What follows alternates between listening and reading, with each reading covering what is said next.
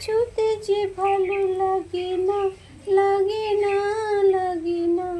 আজি ঝড়ো ঝড়ো মুখর বাদল দিনে, ঝড়ো ঝড়ো মুখর বাদল দিনে, জানি নে, জানি নে, কিছুতে যে ভালো লাগে না, লাগে না, লাগে না।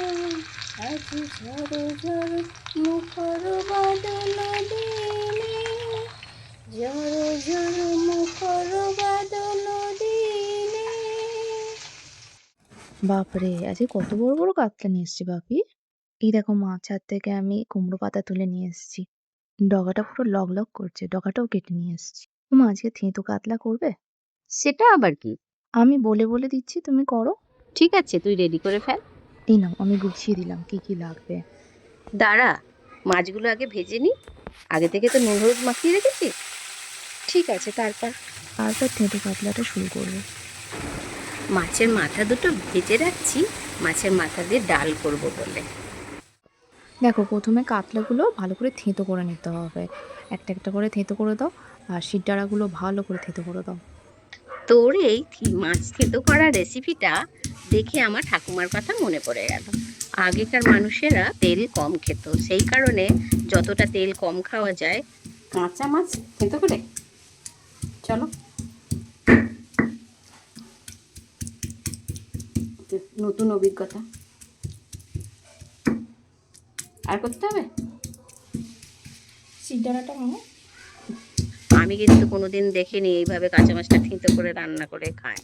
ঠাকুমার কাছে শোনা গল্প আমার। তোর এই রান্নার রেসিপিটা দেখে আমার মনে পড়ে গেল ঠাকুমা একদিন গল্প করছিল। তো ভালোই হলো, পুরোনো দিনের রেসিপি আবার নতুন করে বানানো শিখলাম। আমার ঠাকুমা এটা কচু পাতায় করে বানিয়েছিল, বললো দারুণ খেতে হয়েছিল তখন। একটা জিনিস কি জানো তো, আগেকার কিন্তু সব জিনিস খুব সুস্বাদু ছিল। তখনকার পুকুরের মাছ, আমাদের তো পুকুরের মাছ এখনো আছে, সেই মাছ ধরে খাওয়ায়। কিন্তু আগের মতো মাছের সেই স্বাদ আর নেই। তখনকার মাছে কিছু ওষুধ কোনো কিছু দিতে লাগতো না, এমনি পুকুরে মাছ বড় হয়ে যেত, আর তার স্বাদও সুস্বাদু, খুব সুস্বাদ ছিল। এইসব কিন্তু আমার ঠাকুমার মুখের গল্প শোনা। করতে হবে, যখন আপনারা করবেন এইভাবে থেঁতো করে নিয়ে, আমি যেই প্রসেসে করছি ওই প্রসেসেই করবেন, দারুণ হবে। এই হচ্ছে পোস্ত বাটা। পোস্ত দেবো 2 চামচ ভরে ভরে। আদা রসুন বাটা, এটা ভরে ভরে 1 চামচ, এটাও দিয়ে দিলাম। গোটা রসুন দিয়ে দিলাম। 1/2 চামচ পেঁয়াজ বাটা। এবার এইটাকে ভালো করে মাখতে হবে, ভালো করে মেখে ফেলবো। এরকম ভালো করে মাখছি। কত বড় সাহস আমার, মাছের কাঁটা আছে তাও আমি কিন্তু বেশ ভালোই করে মাখছি। এইভাবে মাছটাকেও ম্যারিনেট করছি। এই ম্যারিনেট করে রেখে দিলে না, এর ভেতরে সব মশলাগুলো ঢুকে যায়। মাছের মধ্যে তো নুন হলুদ মাখানো ছিল, তাই এই মশলাটার জন্য আমি এতটুকু নুন দেব। স্বাদের জন্য হালকা 2-4 দানা চিনি দিলাম, যাতে মাছের মধ্যে সর্ষের তেলটা ঢুকে যায়। এটা কিন্তু সর্ষের তেলেই হবে, তাই জন্য সর্ষের তেল দিয়ে এটাকে মাখবো। বেশি নাই, 1 চামচ মতো তেল দিলাম, দিয়ে এটাকে ভালো করে মেখে রাখতে হবে।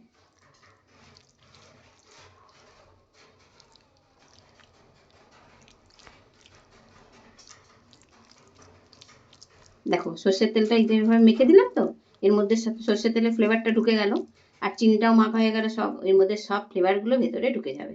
তার জন্য এই মাছের টেস্টটা আরও বেড়ে যাবে। কাতলা মাছের থেকেও আরও বেশি সুস্বাদু হয়ে যাবে। এইটা একটা চাকা দাগা, এবারে হচ্ছে এই একটা চাকা, সবই আলাদাই আছে, চিন্তা নেই। এই একটা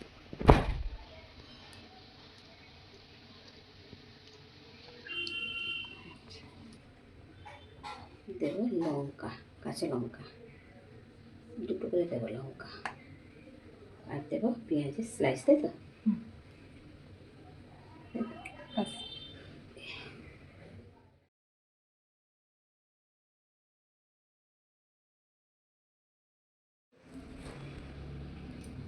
এইটা, তারপরে এইটা ঠিকঠাক দিচ্ছি তো? হ্যাঁ। দেখে দেখে বলো। আজ আমি আমার মেয়ের কাছ থেকে রান্না শিখছি। এইটা, তারপরে এইটা। এবার লবঙ্গটা দিয়ে দাঁড়াও, আটকে দাও। এইখানটা, এইয়া।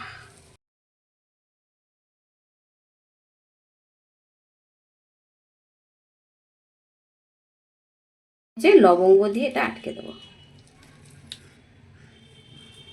এই ডান্ডিটা ছিল বলে সুবিধে, বুঝেছো? এই ডান্ডিটা এটা একটু মজবুত হবে, সাপোর্টিং হবে। ঠিক আছে, ঠিক আছে, পারছি তো তোমার মতো করে? একদম। যাতে না ভাজার সময় বেরিয়ে যায় একদম। আর এতে কি বলো তো, লবঙ্গের ফ্লেভারটাও এর মধ্যে থেকে যাবে। হয়েছে? দারুণ হয়েছে কিন্তু দেখতে। রাখো, রাউন্ড ধরে থাকো, ধরে থাকো। দেখো কিরম বানিয়েছি।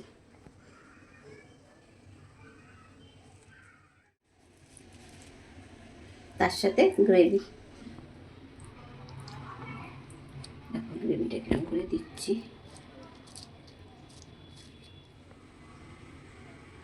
লঙ্কাগুলো খুব বড় বড় তো, সেই কারণে এরকম হয়েছে।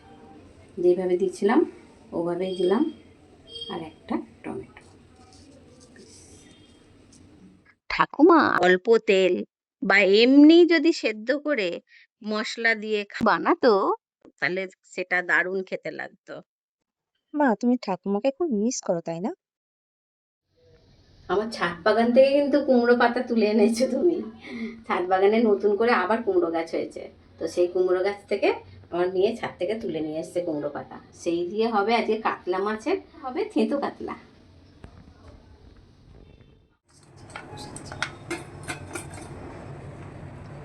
পেটি বের করেছি জানো আজকে আমি। এইটা একটা কাতলা মাছের সব দাগা, আর একটা কাতলা মাছের পেটি বের করতে। তোমার বাপি বললো কি পেটি বের করো। এই পেটি বের করলে মাছের পিসগুলো ছোট ছোট হয়ে যায় না ভাজলে। ওর বাপিকে খুশি করতে গিয়ে এরকম পেটি বের করেছি। লেজার কি সাইজ!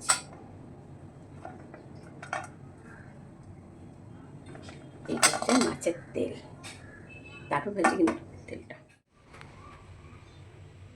কড়াইটা গরম করতে দিই। এই থেঁতো কাতলাটা হবে সর্ষের তেলে, এটাকে ভালো করে করবো। এবার সর্ষের তেল দিয়ে দেবো 3 চামচ মতো।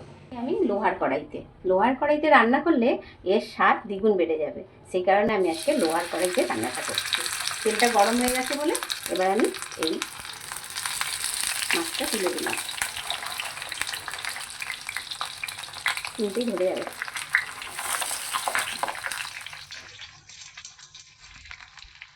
তো আমি এখন দিয়ে দিচ্ছি গোটা রসুনের ফ্লেভারটা এই বাইরে থেকে ভেতরে এটা প্রবেশ করবে, তবে গিয়ে এটা থাকতে হবে। সেই কারণে রসুনটা দেওয়া। বেশি রসুন দেবো না, অল্প বলে তাই অল্প রসুন দেবো। তাই এবার এটা আস্তে আস্তে ভাজা হোক, এটা ঢাকা দিতে। ঢাকা খুলে একটু দেখি।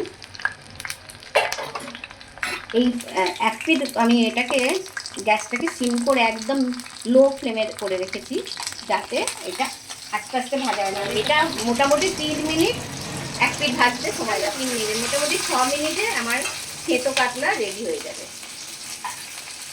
হ্যাঁ, দেখেছেন কীরকম এই পিঠটা পাতাটা ভাজা ভাজা হয়ে গেছে।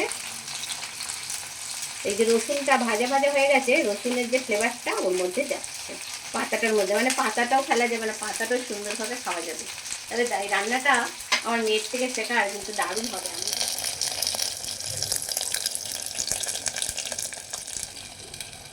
নেক্সট পিঠটা 3 মিনিট হয়ে গেল, এবার দেখতে দেখবো হয়ে গেছে কিনা। এই দেখো হয়ে গেছে, এবার একটু নামিয়ে নিতে হবে। বাহ, সুন্দর হয়েছে না? হ্যাঁ, চালাতে এবার তুলতে হবে।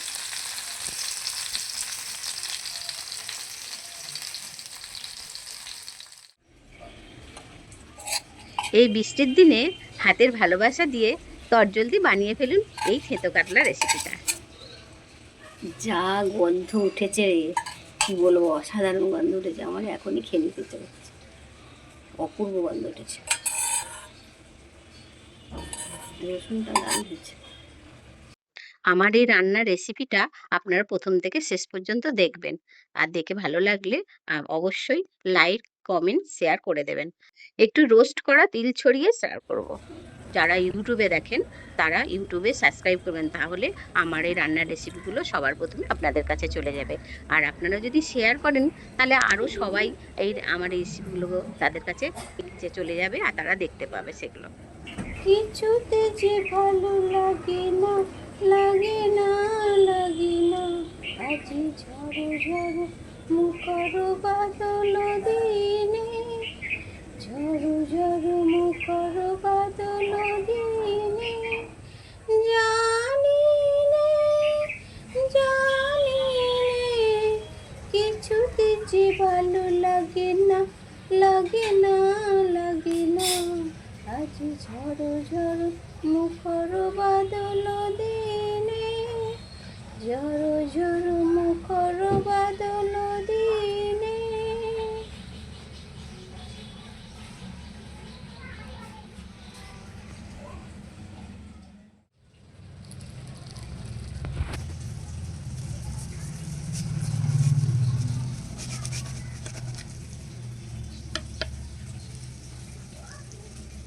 দেখো আহা! কি সুন্দর গন্ধ দারুণ বেরিয়েছে। হয়েছে, এত সুন্দর। এগুলো লবণ, এগুলো খুলে দিই।